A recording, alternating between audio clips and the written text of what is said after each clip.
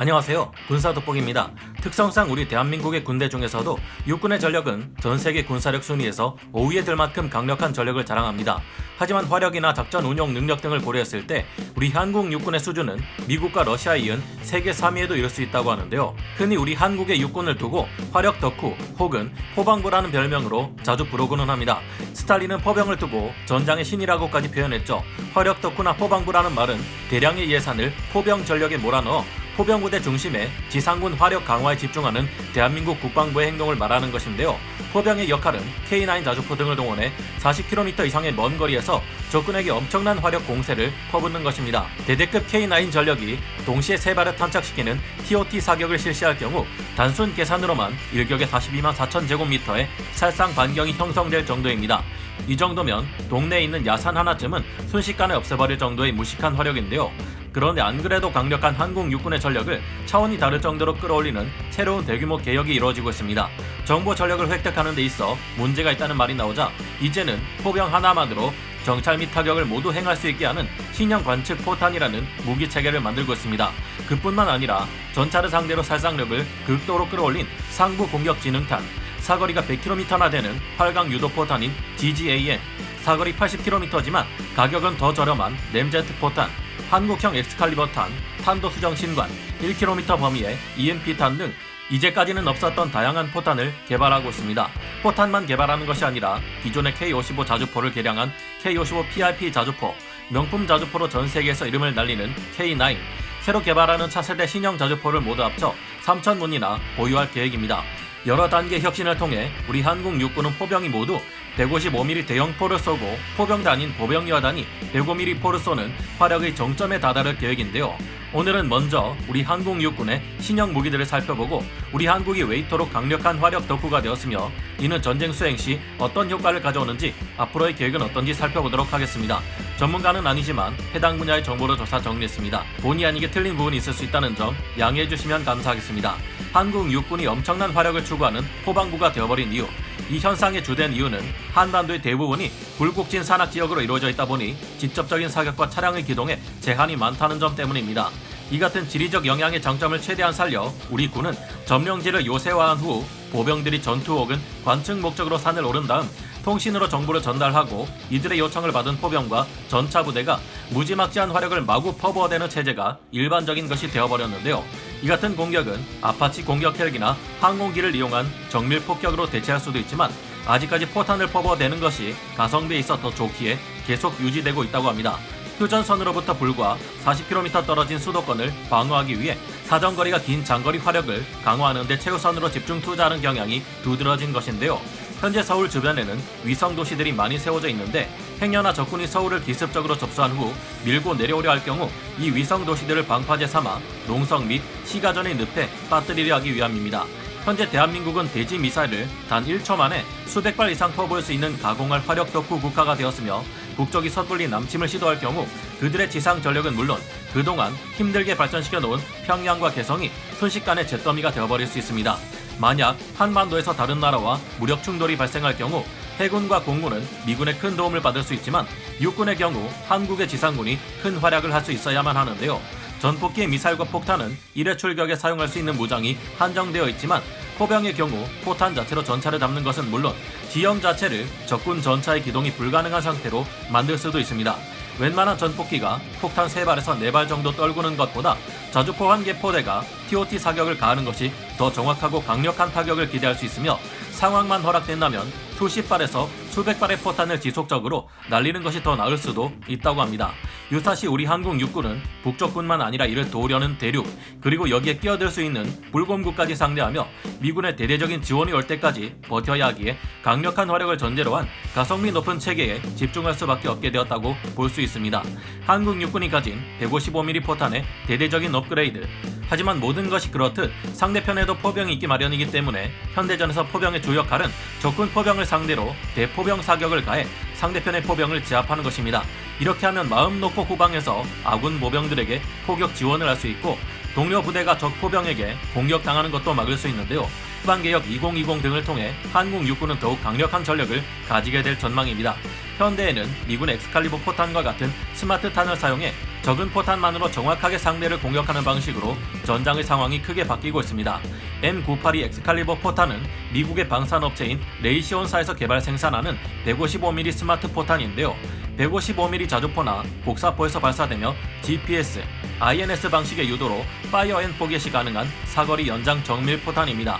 최대 사정거리가 50km에 이르며 전투 상황에 따라 공중 폭발 모드, 지연 폭발 모드, 포인트 폭발 모드 3가지 폭발 모드로 운용할 수 있는데요. 22km 지점에서 10m의 오차를 보일 만큼 뛰어난 정확도를 보여주고 있습니다.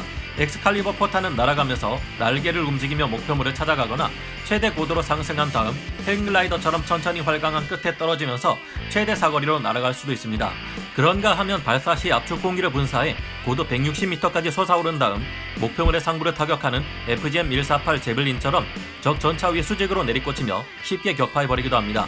말 그대로 기갑부대를 저격하는 저격수와 다름없는데 미군의 팔라딘 자주포는 이 포탄을 사용해 다른 나라의 자주포들에 비해 열세였던 사거리 문제를 해결하는 것은 물론 적의 기갑 전력을 먼 거리에서 손쉽게 격파할 수 있게 되었습니다. 엑스칼리버 탄과 같은 스마트 탄은 한 발 한 발의 가격이 훨씬 비싸지만 직접 운용해본 결과 재래식 포탄 수십 발을 사용해도 적을 맞추지 못할 때보다 오히려 더 경제적이라는 결론에 도달하게 되었는데요.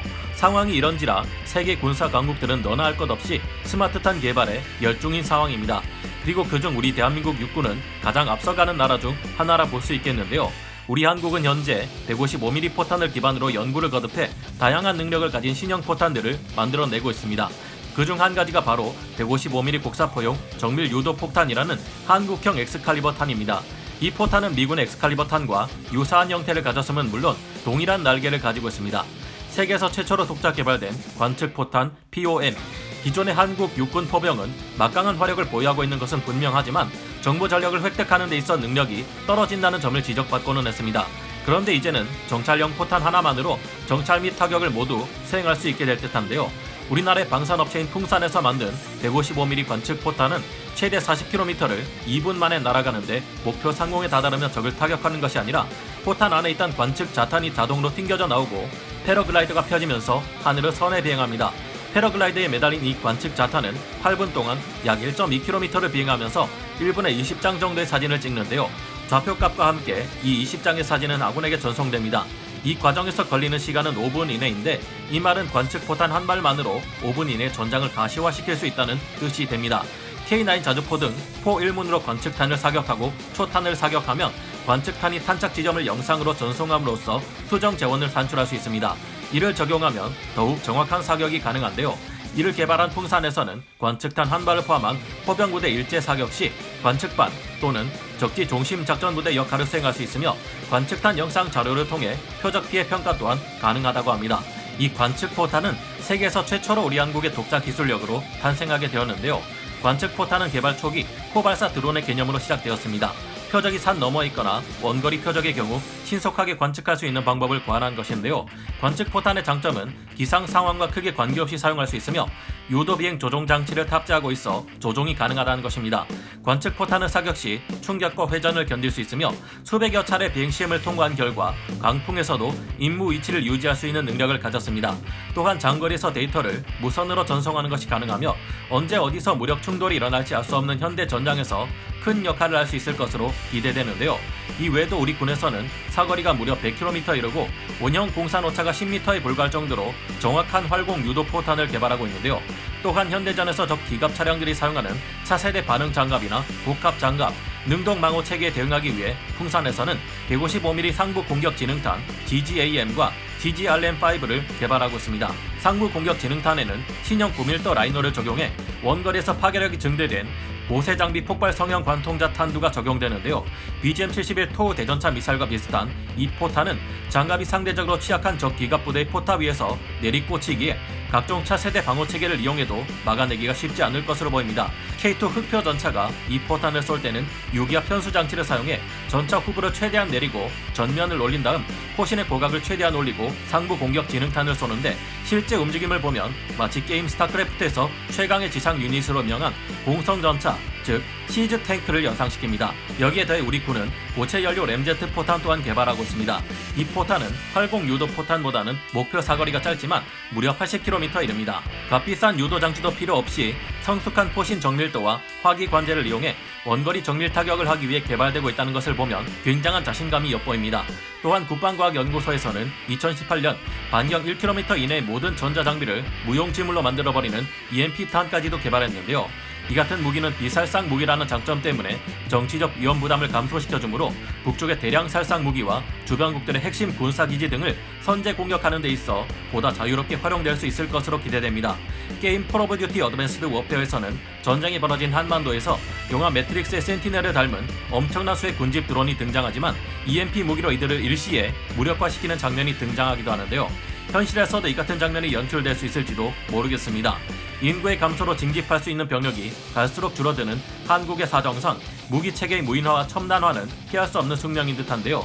하지만 이 같은 체계들이 잘 자리 잡힐 경우 머지않은 미래의 한국은 미 육군 다음 가는 세계 2위의 육군 전력을 갖추게 될 수도 있지 않을까 하는 생각도 해보게 됩니다.